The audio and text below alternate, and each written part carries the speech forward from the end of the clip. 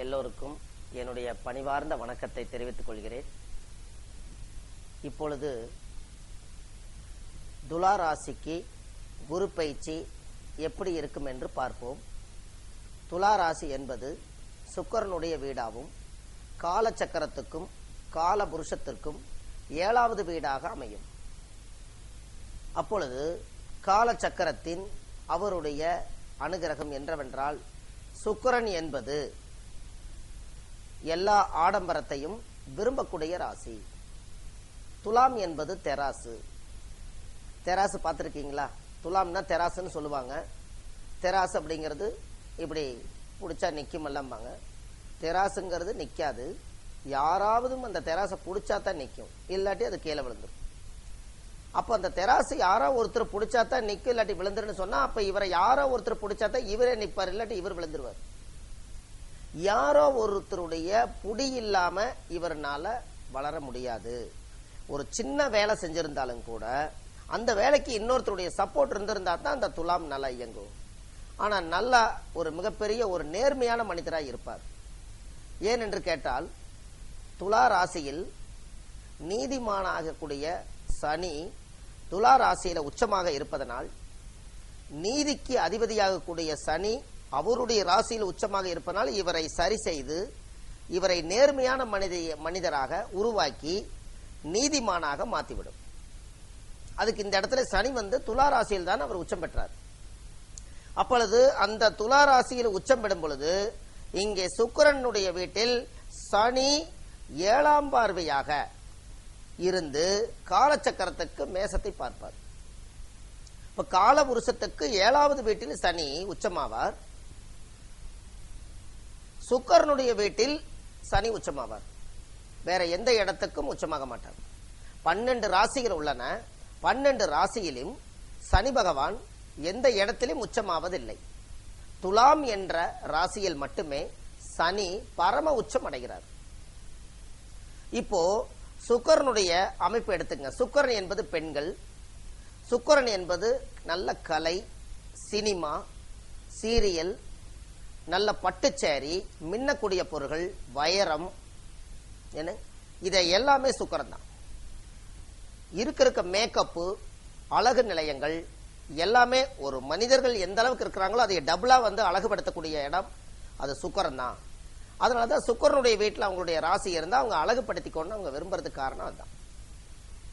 அப்ப யாரெல்லாம் சுக்கிரனுடைய ஆளுங்கிரகங்கள் சுக்கிரனுடைய நட்சத்திரத்திலோ சுக்கிரனுடைய வீட்டிலேயோ அவங்களுடைய ராசி இருந்தால் அவர்கள் தன்னைத்தானே அழகுபடுத்தக்கூடிய எண்ணமும் அழகாக பேசுவதும் அழகான வாழ்க்கைக்கு வாழ்வதும் எப்படி என்று அவர்கள் இந்த எண்ணங்களில் இருப்பார்கள்.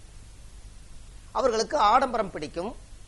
அவர்களுக்கு ஹேர் ஸ்டைல், இசை, நாட்டிய கலை, சினிஃபீல்டில் இருக்கக்கூடிய அனைத்து சகல கலைகளும் கத்துக்கக்கூடிய எண்ணம் துலா ராசிக்கு உண்டு.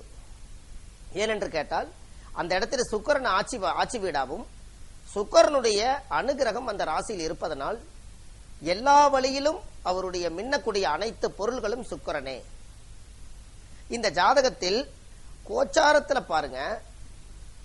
இப்போ குரு பயிற்சி கன்னியில குரு, துலா ராசியில சந்திரன், சந்திரனுக்கு 12ஆம் இடத்துல குரு இருக்கார். இந்த இடத்துல பாருங்க விரைய குருவா வந்திருக்காரு. துலா ராசிக்கு விரைய குரு தான். எப்படி? கன்னியில குரு இருந்தா சந்திரன் தான் 1. அந்த சந்திரன் 1 அப்படிங்கிறது அப்போ துலாம், விருச்சிகம், தனுஷு, மகரம், கும்பம், மீனம், மேசம், ரிஷபம், மிதுனம், கடகம், சிம்மம், கன்னி. இந்த இடம் வரும்போது 12ஆம் இடம் என்பது விரயஸ்தானம் என்று பொருள். அந்த விரயஸ்தானத்துல போய் அவரு தன்னோட ராசிக்கு அந்த குரு பின்னால முதுகுக்கு பின்னால இருக்கிறது போல தன்னோட ராசிக்கு 12ஆம் இடத்துல குரு இருந்தால் இவருடைய பார்வை முன்னோக்கி வராது. அதனால் அது விரய குருவாக இருக்கிறார். அந்த விரய குருவாக இருப்பதனால நீங்களே ஒரு விரயத்தை ஏற்படுத்திக் கொள்ளலாம். ஒரு மிகப்பெரிய ஒரு காலி நிலமோ அல்லது ஒரு பூமியோ, விவசாய பூமியோ அல்லது பூர்வீக சொத்தோ ஏதாவது ஒரு சொத்துக்களை வாங்கி கடன் வாங்கி சம்பாரிச்சு கடன் கட்டும் பொழுது உங்களுக்கு இந்த விரய குருவில் சுப விரயமாக ஆக்கிக் கொள்ளலாம். நீங்களே ஒரு கடன் பண்ணிக்கலாம். பேங்க்ல கடன் ஏதாவது லோன் கொடுத்தாங்கன்னா புதனுடைய வீட்டில் தான் குரு இருக்காரு. புதனுடைய வீட்டுல குரு இருந்தா புதன் என்பது பத்திரம், எழுத்து, டாக்குமெண்ட் இதெல்லாம் கொண்டு போய் கொடுத்தா லோன் கொடுப்பாங்க. அப்ப புதனுடைய வீட்டுல கண்ணி இருக்கிறனால அது விரைய குரு அங்கதான் பண்ணுது. அப்ப இடத்துக்கு வாங்கி போலாம். புதன்னா காலி நிலம்.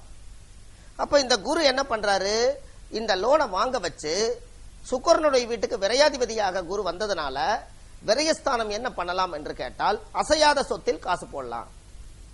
வீடு, நிலம், இந்த பொருள்கள் எல்லாம் அசையாத பொருள்கள். சொந்தமான பூர்வீக சொத்து இருக்கக்கூடிய இடங்கள், பக்கத்து துணை இடம் இருக்குதுன்னு சொல்றாங்க. இது எல்லாமே சம்பந்தப்பட்டு நீங்க அதை வாங்கி போட்டு கடனை வாங்கி அந்த பணத்தை கொண்டு போய் பூமியில போட்டாச்சுனால் உங்களுக்கு இது விரயம் ஆயாச்சு. இந்த வருஷத்துல உங்களுக்கு விரயம் ஆயாச்சு. இந்த விரயக்குரு முடிஞ்சதுக்கு அப்புறம் துலா ராசிக்கு வந்துருவாரு.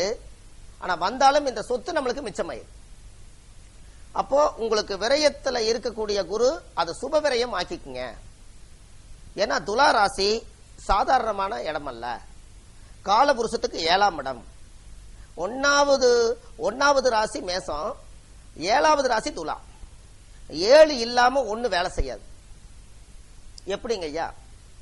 1 லக்ன பிறப்பு, அப்படியே வந்தீங்கன்னா வாழ்க்கை 5ஆம் இடத்துல இருந்து 7ஆம் இடம் வரும்போது அவருடைய வாழ்க்கையுடைய ஆரம்பம். மனைவி அப்படிங்கிற ஒரு இடத்தை அவர் சந்திக்கிறார். அப்ப இந்த 1 அப்படிங்கக்கூடிய இடத்துல இருந்து 7ஆம் இடம் என்பது மனைவி ஸ்தானாதிபதி. எப்ப இவங்களுக்கு 2 பேத்துக்கு திருமண வாழ்க்கை அமைது என்று சொன்னால் அவர்களுக்கு 25 வருஷம், 27 வருஷம், 28 இப்படி எல்லாம் காலங்கள் நகர்ந்து அப்படி வரும்போது அது 7ஆம் பாவாதிபதி அந்த ஜாதகக்காருக்கு கால சக்கரத்துக்கு 7ஆம் இடத்துல இருக்கிறனால திருமணத்தை பத்தி பேசும்போது இங்க மனைவி உள்ள வந்துடுறாங்க. அப்ப அங்க சுக்கிரன் தான் மனைவி. அப்ப மனைவி வந்ததுக்கு அப்புறம் இவருக்கு என்ன வேணும்? மனைவி வந்தாச்சு, இனி ஒரு வாடகை வீட்டுல இருக்கிறோம், சொந்த வீட்டுக்கு போயிடலாம், ஒரு குழந்தை பெற்றுக்கலாம், ஒரு பெரிய மனுஷி அங்கீகாரம் ஆகிறாங்க. அந்த இடம் ஒரு இதுவரைக்கும் ஒரு துள்ளி குதிச்சு விளையாண்டிருப்போம், அறியாத வயசுகள்ல தெரியாம எதோ செய்திருப்போம். இது எல்லாமே அறியாத பருவம். 7ஆம் இடம் என்பது மனைவின்னு ஒரு குழந்தை நாய், ஒரு பெரிய மனுஷ தன்மை வர்ற இடம், அங்கீகாரம் செய்யக்கூடிய இடம். பெரியோர்களால் நிச்சயிக்கப்பட்ட திருமணம் 7ஆம் இடம். பெரியோர்களால் நிச்சயிக்கப்பட்டு அங்கீகாரப்பட்டு பெரியோர்களுடைய ஆசீர்வாதத்தால் இந்த இடத்தில் கல்யாணம் நடந்தால் இதிலிருந்து அவர் என்ன பண்றாரு? இந்த பெரியவங்களை மதிக்க ஆரம்பிக்கிறார். அதனாலதான் 7 வேலை செய்யலைன்னா 1 வேலை செய்யாதுன்னு சொன்னேன். மனைவி வந்தோடனே மனைவி வழியில் இருக்கிறவங்களுக்கு மரியாதை கொடுத்தாகணும், சம்பந்தம் கலக்கியாகணும், நம்மளோட தன்னடக்கத்தை தன்னடக்கி வச்சிருக்கணும். அப்ப இங்க துலாம்னா நேர்மையா வரணும். நேர்மை இல்லைன்னா இங்க துலாம் தோத்து போயிடும். அப்ப இந்த இடம் 7ஆம் இடம் என்பது மனைவி. அதனாலதான் அந்த காலத்தை சொன்னாங்க தாய்க்கு பின் தாரம் என்று சொன்னார். தாய்க்கு பின் தாரம் என்று சொன்னது இதுதான். இதுவரைக்கும் தாய் வளர்த்தி கொண்டு வந்தாங்க. அரியா பருவத்தில் என்ன தவறுகள் செய்திருந்தாலும் என்ன பண்ணாலும் தாய் திருத்தி கொண்டு வரும். அதுக்கப்புறம் தாயினால முடியாத சூழ்நிலையில ஒரு மருமகளை உள்ள கொண்டு வரும்போது தாய்க்கு பின் தாரம். அப்ப இந்த தாரம்ங்கிற இடம் 7ஆம் இடம் கலஸ்தரம் என்று பொருள். 7ஆம் இடம் கலஸ்தரம், கலஸ்தர காரகன், கலஸ்தர காரகி எல்லாமே சுக்கிரன் தான். சுக்கிரன் என்பது ஒரு அற்புதமான ஒரு பெண்ணை குறிக்கக்கூடிய இடம். இந்த சுக்கிரன் தன்னுடைய துலா ராசியில் இருக்கிறனால துலா ராசியில் இருக்கக்கூடிய சந்திரன் அங்கேயும் அழக வச்சிருக்காரு. நம்ம பின்னால பார்த்திருப்போம். காலையில உங்களுக்கு ரிஷப ராசியில சந்திரன் உச்சமா இருந்தாரு, சுக்கிரன் இருந்தாரு. தன்னுடைய உடலையும் அழகப்படுத்தி இருக்கிற இடத்தையும் அழகப்படுத்தக்கூடிய இடம் ரிஷபம். ஆனா இங்க 7ஆம் இடம் என்பது மனைவி ஸ்தானம் சுக்கிரனா இருக்கிறனால குடும்பத்தை அழகுபடுத்த அங்கீகாரம் பெற்று அவங்கள ஒன்னு சேர்த்து அவங்களை அழகுபடுத்தக்கூடிய இடம் 7ஆம் இடம். அது 2 குடும்பம், அதோட வேலையை அது செய்யும். இது 7ஆம் இடம் என்பது குடும்பத்துக்குள்ள 7ஆம் இடம் கலஸ்தரத்துக்குள்ள இருக்கக்கூடிய ஒரு பொருள். ஜாதகத்துல பாருங்க, காலச்சக்கரத்துக்கு 7ஆம் இடம் என்பது அடிக்கடி சொல்லி வர, உங்களுடைய ஜாதகத்தை நீங்க கணக்கு எடுத்துட வேண்டாம். காலச்சக்கரம் என்பது மேசம்.